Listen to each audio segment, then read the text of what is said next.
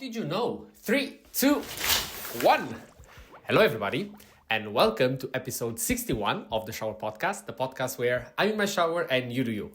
I'm your host, Chip, and first, let's say, merit regarding last episode. Things are going as expected, let's say. So I do feel the pressure, let's say, of the date coming along. But I still haven't necessarily picked up the rhythm that I wanted to. But again, it's a bit part of the plan, given my usual time to start doing these kind of activities. But again, I just wanted to underline that the process is still there. And it's definitely not the easiest to get doing something like this when you have something pinging the back of your mind. But it's part of the job. So let's say the podcast has to go through these things, and it's only natural.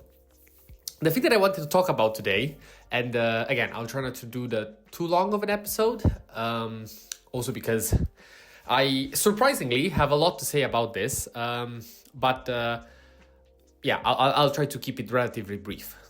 The reason why I titled it "How Did You Know" is because the most recent events that have happened at the White House with the I don't know if you can call it a discussion, but the show that was put up by Trump against President Zelensky.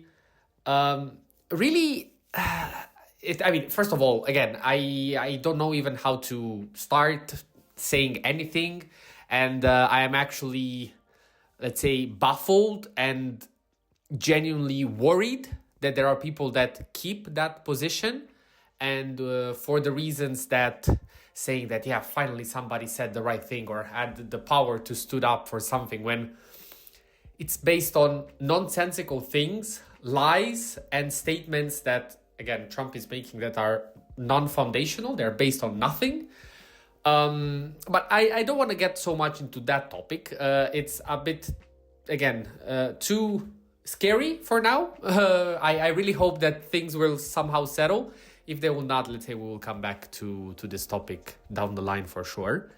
But given, though, the let's say the importance and let's say the level of worriness that such actions have on the world, given and coming from the side of somebody that was never, let's say, looped into this kind of informations and into this kind of world, let's say it's something that, it's not the first time that Trump became president, but for sure, compared to the last time, I was not even remotely close to knowing as many things as I do right now, because that kind of information reached me. Now, why it did? I think it's both a combination of the severity of these things that happened and also, let's say, my more genuine interest. So it's a combo between the two. But let's say for the way that statistics works and let's say the beauty of the bell curve, there are people out there that have no clue that this is happening. They have absolutely no clue. And this is not something that it's worrying. It's something that it's absolutely insane. Why is it insane? Because first of all, a few years ago, or even relatively recently, I could have been that person. So given, let's say, my interest into such topics, there are, and again, it is a genuine question that I should ask myself, how much else did I miss? And most importantly, could I have known? Because that's, I think, the true power of information and of knowledge. It's not so much, let's say, your capacity to explain something in the moment, to, let's say, be knowledgeable within a certain context. Of course, those are all things that, let's say, are a direct consequence of, let's say, the things that you read, the things that you watch, the people that you listen. That is absolutely something that, let's say, will give you the capacity to act in a certain way in certain environments. And unfortunately, it's a bit what Mr. Trump is missing during his speeches, because he pulls numbers out of his hat. He says things that are absolutely non-accurate. But the problem is that nowadays let's say, intention and attitude have more weight compared to truth and knowledge, which is, again, completely scary, but it matches, let's say, the kind of sentiment and the kind of, let's say, background that the people that support such characters have in their lives. They don't care about knowing the truth. They don't care about knowing stuff. They just care that somebody, let's say, mimics or brings forward what they think it's the right way of acting. Problem is that if everybody knew how to do politics and if everybody knew how to handle worldwide topics, everybody would be president. And yet, this is not the case. But going over that and connecting it to what I was just saying is that what knowledge gives you and what exposure gives you is let's say, a chance to prediction.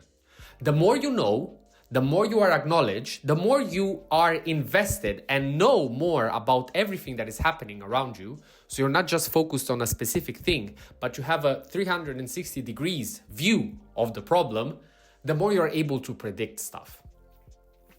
And I genuinely believe that in, I hope, years, but it could be already months, some people will come up to me or in general, to people saying, how did you know? How did you expect this to happen? And again, the response stays a bit in my previous statement, because that information got to me and I made something out of it. All of this to say that whenever you think that some information is useless in the moment, try to think twice. And this is, again, more of a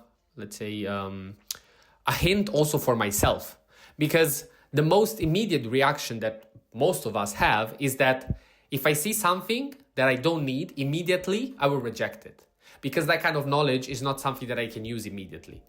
But you should give it a second evaluation saying, okay, maybe I do not need that information right now, but what about the rest of the things that I know? Is that kind of knowledge, could that knowledge, let's say, complement what I know and increase my potential to learn things, to understand things, to discover things?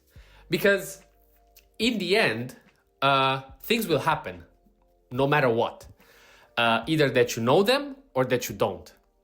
What you can do is prepare yourselves for those things and actually start translating actions into reactions. This is something that I believe it's fundamental, and it's one of the key features that successful people have. And when I say successful, I don't mean super CEOs or you have to be whatsoever. It means, let's say, in the most simple definition of successful is being able to accomplish something, being able to do something. And the way that you do that is that you are able to translate in, let's say, with your current knowledge and your current vision, the actions around you, and you are, let's say, capable of taking your own action that matches reality. Because what happens a lot of times is that if you think you have understood the situation and you act upon it, but your understanding was not matching reality, you will fail. And this is what I mean when I say you will not be successful. You will have taken action, you were propositive, and maybe in your mind you were expecting success, but that doesn't happen. Why is that? Because again, you were not able, or you did not have enough information to be able to understand that situation. And this, let's say, to conclude, it links also a bit to my exam right now. I might, let's say, understand the scenario and I might, let's say, come up with a plan. But will my answer match the reality? Will my answer match the correct answer? What it depends on? The amount of knowledge that I have. The more I know, the more I can, let's say, reliably say that my action, my choice will be the correct one.